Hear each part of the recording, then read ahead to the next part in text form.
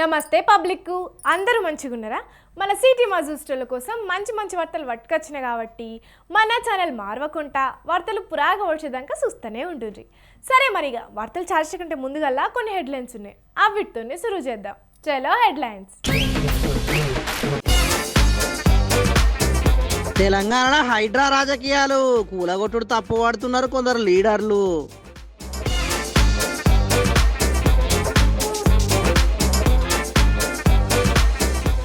మహారాష్ట్రలో మస్తు వరదలు, నాసిక్లో మునిగినాయి గుళ్ళు.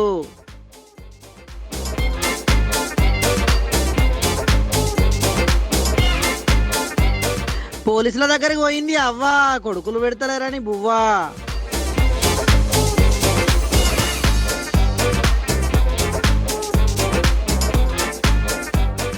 పట్టాల మీద నిద్రపోయిండు ఓ పెద్ద మనిషి, రైలు నడిపేటాయని లేపిండు చూసి.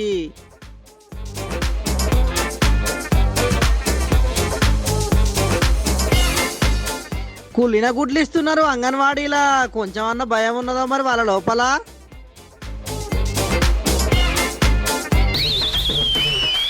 హైడ్రా హైడ్రా హైడ్రా ఇప్పుడు ఈ పదం తెలంగాణలో ఎక్కువ వినబడుతున్నది. ఎప్పుడైతే అక్రమ నిర్మాణాలని చెప్పి కూలగొట్టుడు చాలు చేసిర్రో అప్పటి సంది తెలంగాణలో ఇదే మాట వినబడుతున్నది. అధికార పార్టీ తగ్గేదేలే అనుకుంటా ముందుకు పోతుంటే ఇదంతా హైడ్రామా అన్నట్టు సాగుతున్నదని కొందరు అంటున్నారు.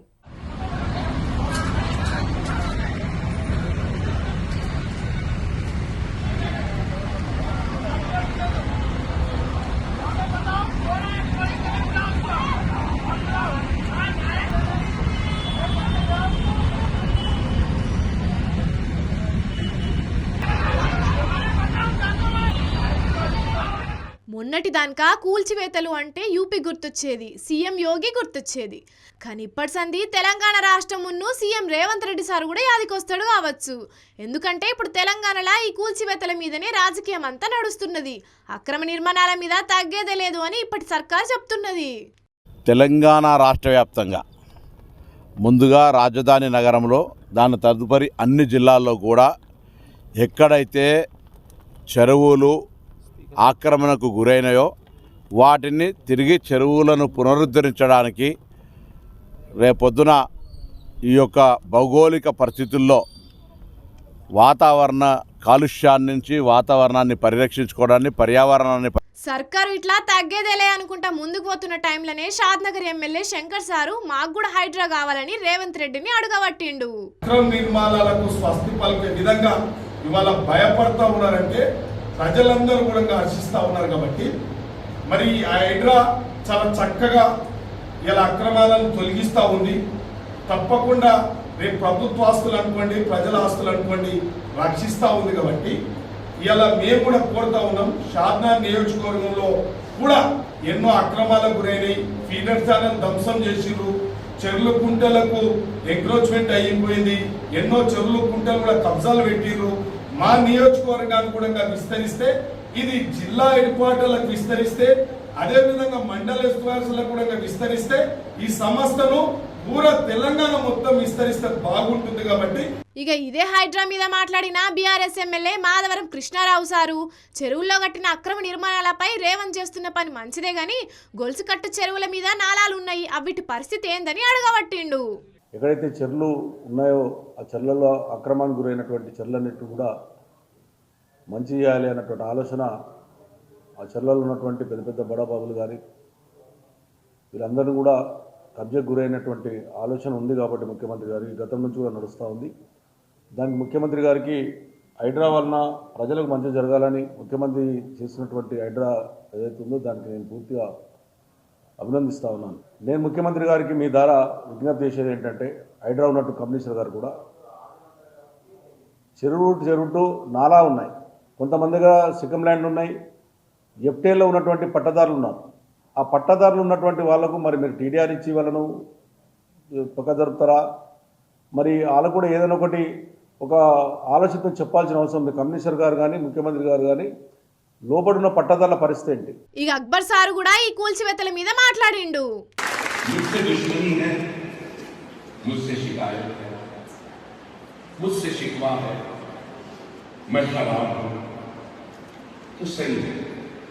मैं 12 इमारतें बनाया, मुझ पे इल्जाम लगाने वाले, मुझको खराब कहने वाले से मैं दरखास्त करूंगा कि आप 24 इमारतें बना दो। मैं 40,000 बच्चों को पढ़ा रहा हूं, आप 4 लाख बच्चों को पढ़ा दो। इससे कौम की भलाई होगी ना। పేదోళ్లకు ఫ్రీగా చదువు చెప్పియాలని 12 బిల్డింగ్లు కట్టించిన వీటిని కావాలని కొందరు తప్పుగా చూపిస్తున్నారు. అవిటినైతే కూలగొట్టొద్దు అనబట్టిండు. అంతటితో కూడా ఆగలేదు. लाखों खवातीन को हुनर दे रहा है तो हम सैकड़ों को देंगे, करोड़ों को देंगे। अकबर तो 1000 यतीमों की कफालत कर रहा है, हम 10,000 यतीमों की करेंगे। मुकाबला इस तरीके से करो ना, जवाब अकबर का इस तरीके से दो ना, इससे कौम का भी फायदा है। नहीं, अकबर साहब यतीम के सर पे हाथ रखे तो हाथ जरा टेढ़ा था, सीधा है ना। यही हो गया ना। పోయినసారి నా మీద కాల్పులు జరిగినాయి, మళ్ళా జరిగినా ఏం కాదు కానీ చదువుల కోసం కష్టపడతా అనబట్టిండు. ఇట్లా హైడ్రా మీద మస్తు హైడ్రామా నడుస్తున్నది.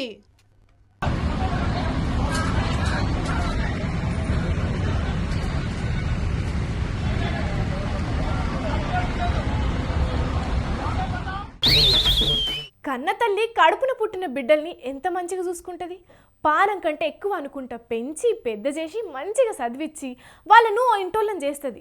అప్పటికి కూడా వాళ్ళకి ఏదన్నా అయితే మస్తు బాధపడుతుంది. శాతనైనన్ని రోజులు ఏదో పని చేస్తూనే ఉంటుంది. మన్మలు మన్మరాలను ఎత్తుకుంటుంది. ఇక శాతగాని రోజు మంచం పడితే అదే కొడుకులు ఎంత మంచిగా చూసుకోవాలి. నాడు వీళ్ళని ఎట్లా చూసుకున్నదో ఆ తల్లి అట్లా చూసుకోవాలి కదా. కానీ గీడు అవ్వకు కనీసం బుక్కెడు బువ్వ కూడా పెడతలేరట.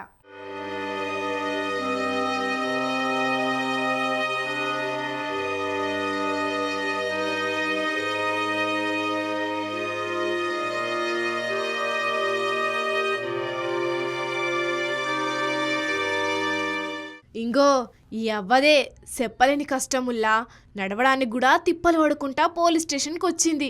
ఇక ఎస్ఐ సార్తోని ఏం మాట్లాడిందో ఇనుండ్రి. వీళ్ళంతా ఎవరు పేర్లు? ఈ పేర్లంతా ఎవరు? ఎందుకు వచ్చినావు ఇక్కడికి? పెడతలేదా? మరి ఎక్కడ నువ్వు? నీ కొడుకులు ఎవరు? అన్నం పెడితే ఇప్పుడు ఉంచుకుంటలేదా? వీళ్ళు నలుగురు ఎక్కడ ఉంటారు? కుళ్ళం.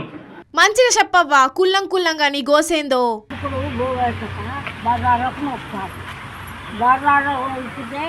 ఇంట్లో కూడా ఆడుతున్నారు. ముక్కలు బువ్వ పెట్టమంటారు. ఆపవురా కన్న కల్లి అని లోకం అంటారు. వాడైనా బాకీ అక్కడ పొలం 20 గుంటల పొలం ఉన్నది. 4 ఇండ్లు కట్టిన బాగా పోయింది. అది అయిపోయినాక మళ్ళీ పొలం మానకొండ కాడ ఉన్నది. 20 గుంటల పొలం ఆడ 12 గుంటల పొలం.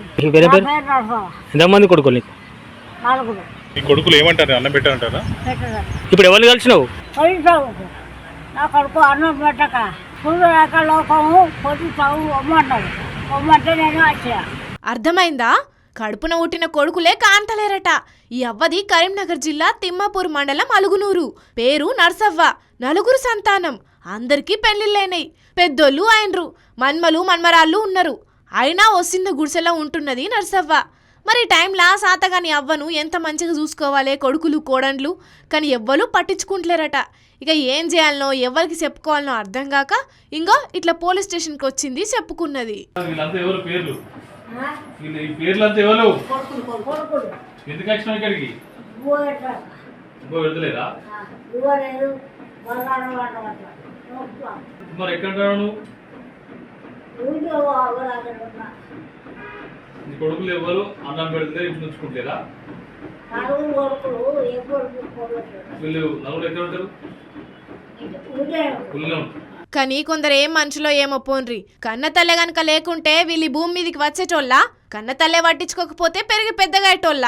అప్పుడు ఎదిగి లగ్గాలై ఆస్తులన్నీ వంచుకున్నాక ఇట్లా కన్నె తల్లిలే కాదంటారా? రేపు వాళ్ళని కూడా వాళ్ళ కన్నోళ్ళు ఇట్లనే కాదంటే ఈ సమాజం ఏడికి పోవాలే? ఛీ, ఏందో ఏమో కొందరు మనుషులు.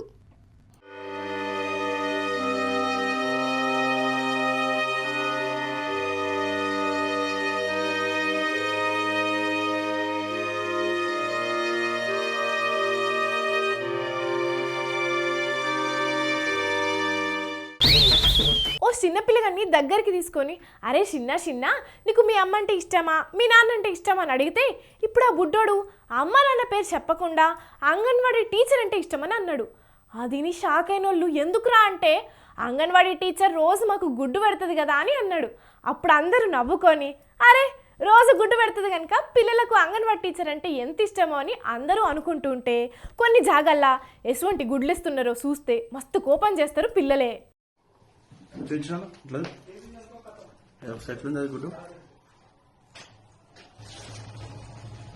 చూసారా అంగన్వాడీలో చిన్న పిల్లలకి ఇచ్చే గుడ్డులో ఎలాగుందో, మొత్తం కుళ్ళిపోయిన గుడ్డు. చిన్న పాప తింటే ఏం జరుగుతుంది? ఇది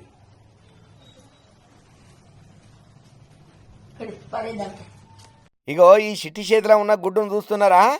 ఆగో అది గుడ్డేనా? చూస్తుంటే అమ్మ అంత ఎట్లెట్టనో కనబడుతున్నది అని అనిపిస్తున్నది కదా. అవును, మాకు కూడా అట్లనే అనిపించి మంచిగా చూస్తే అది గుడ్డే కానీ కుళ్ళిపోయిన గుడ్డు అని అర్థమైంది. చూస్తుంటేనే కాకొచ్చేటట్టున్నది కదా. అయినా ఇటువంటి గుడ్లను కొన్ని జాగలల్లో పిల్లలకి ఇస్తున్నారట. అందుకే పిల్లల అమ్మా నాయనలు మస్తు కోపం చేస్తున్నారు. భువనగిరి పెద్దవాడ సమ్మతి చౌరస్తా అంగన్వాడీలా ఇట్లా కుళ్ళిపోయిన గుడ్లు ఇచ్చిండ్రు. ఇప్పుడు వీటిని తింటే ఆరోగ్యం మెరుగవుతుందా? మెరుగ్గా ఉన్న ఆరోగ్యం పాడవుతుందా? ఒక్కసారి మీరే ఆలోచన చెయ్యుండ్రి. ఇప్పటికే కొన్ని జాగల్లా మొన్నటిదానిక ఫుడ్ పాయిజన్ అయితే పిల్లగాళ్లను దవాఖానలో చేర్పించిండ్రు. అప్పటికే మంత్రులు గురుకులంలో నిద్రలు చేస్తూనే ఉన్నారు, సమస్యలు తెలుసుకుంటూనే ఉన్నారు. అయినా కూడా అంగన్వాడీ కేంద్రంలో ఇటువంటి గుడ్లు ఇస్తున్నారనంటే వాళ్ళకు భయం ఉన్నట్టేనా? అరే ఇటువంటి వాళ్ళు చేయబట్టి సర్కారుకు మాట రాదా? అయ్యా పెద్ద సార్లు జర ఇటువంటి వాటి మీద చర్యలు తీసుకోకపోతే ఇంకా ఆయంత గుడ్లు గుట్టుకుని వాళ్ళే మింగేస్తారు. చూసుకోండి జరా. గుడ్డు చూసారా అంగన్వాడీలో చిన్న పిల్లలకి ఇచ్చే గుడ్డులో ఎలాగుందో, మొత్తం కుళ్ళిపోయిన గుడ్డు. చిన్న పాప తింటే ఏం జరుగుతుంది? ఇది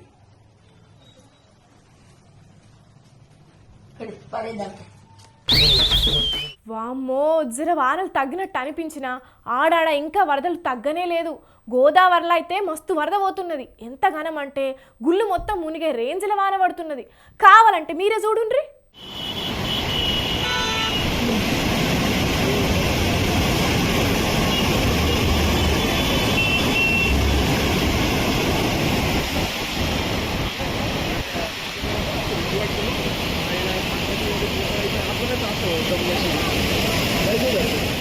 అమ్మ బాబోయ్, గింత వరదనా? గుళ్ళు గోపురాలు సుతా మునిగినాయి కదా.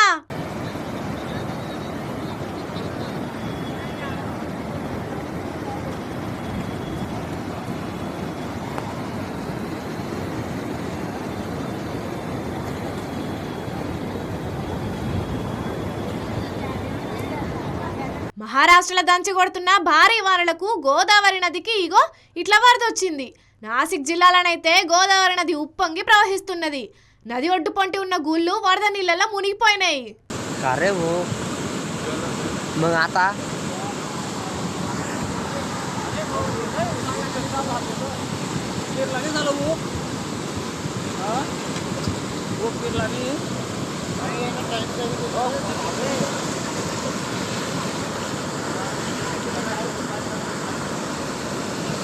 గంగాపూర్ డ్యాం నుంచి నీళ్లు విడుదల చేసే వరకల్లా గోదావరి నీటి మట్టం పెరిగి రాంకుడ్ ఏరియాలో వరదొచ్చింది. ఇక్కడ ఒక్క కాన్నే కాదు, జలగావ్ జిల్లాలో కూడా ఇట్లనే ఉన్నది పరిస్థితి. ఇక్కడితోనే అయిపోలే, ఇంకా 2-3 రోజులు భారీ వానలు ఉన్నాయి. జర పైలమని చెబుతున్నారు వాతావరణ ఆఫీసర్లు.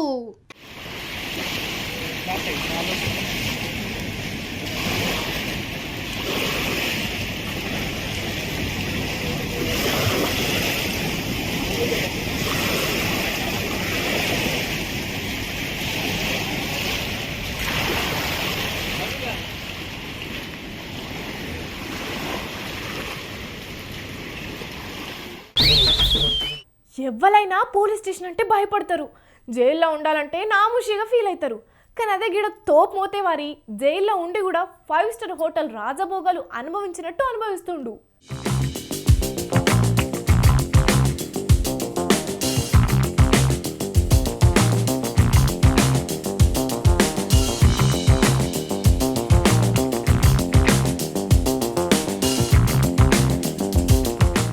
అబ్బాబాబాబా ఏం సుఖం ఏం సుఖం. అత్తగారింటికి పోయినా కూడా ఇంత మర్యాద ఉంటుందో ఉండదో తెలియదు కానీ బెంగళూరు జైల్లో కన్నడ హీరో దర్శనకు ఏమన్నా మర్యాదలా. ఒక్కో వీడియో బయటకు వస్తా అంటే జైల్లో కూడా ఇంత మంచి మర్యాదలు ఉంటాయంటే ఓ అమ్మ మేము కూడా బయట కంటే జైల్లోనే ఉంటాం మంచిగా అని అంటారేమో.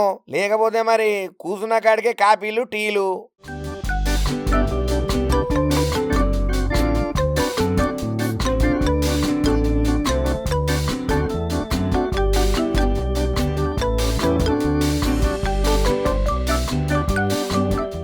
జైల్లో ఉన్న సుతం ఫోన్లు వీడియో కాల్స్ ఇంకేం కావాలి. ఇక జైలు ఉంటేంది బయట ఉంటేంది.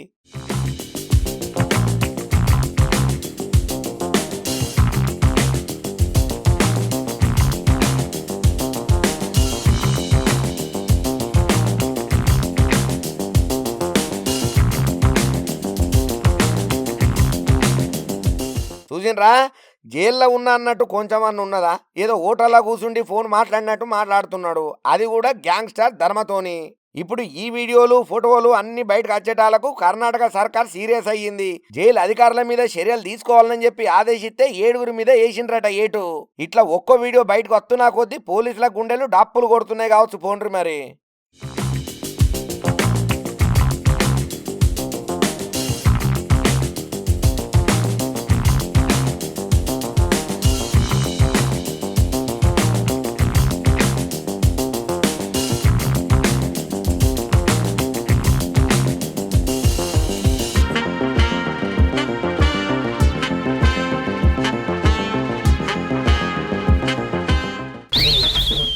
రైలుకు మనం ఎదురుగా వెళ్ళినా మనకే రిస్కు, రైలు మనకు ఎదురుగా వచ్చినా మనకే రిస్కు.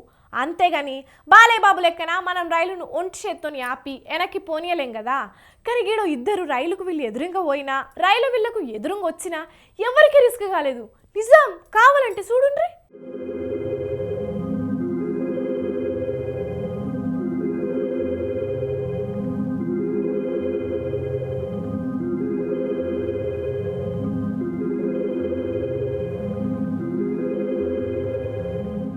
ఆహా అదృష్ట పల్లుడు కదా అత్తగారింటికాడ కొత్త పానుపు మీద పన్నట్టు రైలు పట్టాల మీద రంది లేకుండా ఎంత చక్కగా వండుకున్నాడో చూడుండ్రి మోతవారిని. ఇంకా వానొచ్చినా దడవద్దు ఎండొత్తే చెమట రావద్దు అన్నట్టుగా శత్తిరి కూడా పట్టుకున్నాడు మహానుభావుడు. మరి ఈ పట్టాల మీదనే ఎందుకు పాన్పేయాలనిపించిందో తెలియదు గాని ఆ రామ్సేగా ఇగో ఇట్లా నిద్ర పోతుండేసరికి ఆ నుంచి అని సుఖసుఖ రైలు రానే వస్తుంది. ఈ పట్టాల మీద వండుకున్న మూతవారిని చూసిన రైలు నడిపేటైనా ఆరని ఎంత కొట్టినా లేస్తలేడట. హరి రైలు ఆరనకు చెవులు పోయినట్టు అవుతాయి, అయినా కూడా లేస్తలేడనంటే తాగి వన్నడు కావస్తాను అనుకొని మెల్లగా బ్రేకులేసి ఆపిండ్రు రైలునే.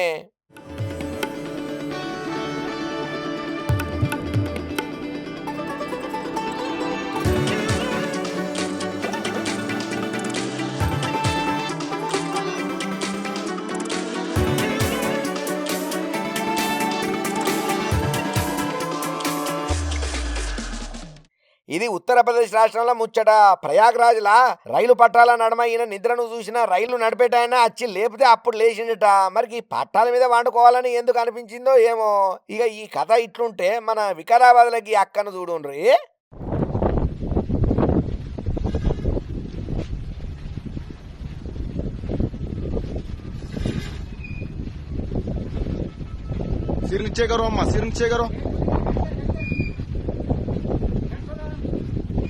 అయ్యో రైలు పోతూనే ఉన్నది, పట్టాల నడమ వండుకున్నది ఎందుకు ఈ అక్క. కదలకక్క కదలకు, మళ్ళా కదిలాం అనుకో పానాలు పోతాయి నీకు దండం పెడితే.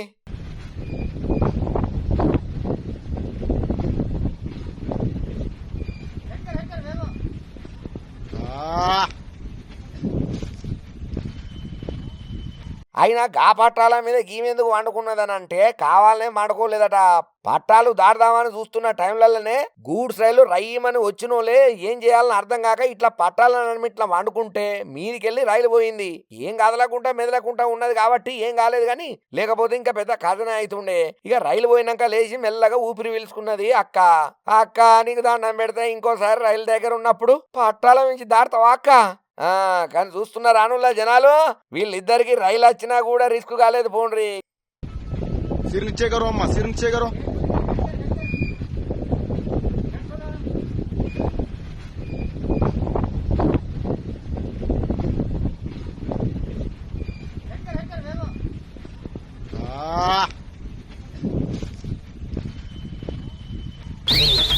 వచ్చిన కాడికి వార్తలు మొత్తం చెప్పేసిన కాబట్టి మళ్ళీ ఒక పారి హెడ్లైన్స్ చూసేయుర్రి. తెలంగాణలో హైడ్రా రాజకీయాలు కూలగొట్టుడు తప్పు పడుతున్నారు కొందరు లీడర్లు.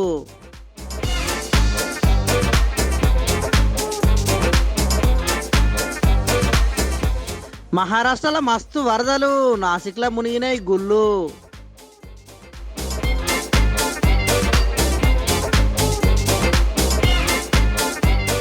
పోలీసుల దగ్గరికి పోయింది అవ్వ, కొడుకులు పెడతలేరని బువ్వా.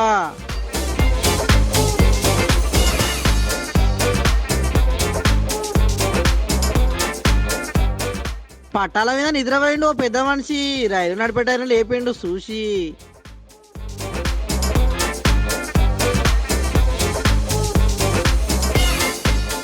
కుళ్ళిన గుడ్లు ఇస్తున్నారు అంగన్వాడీలా, కొంచెం అన్న భయం ఉన్నదా మరి వాళ్ళ లోపల?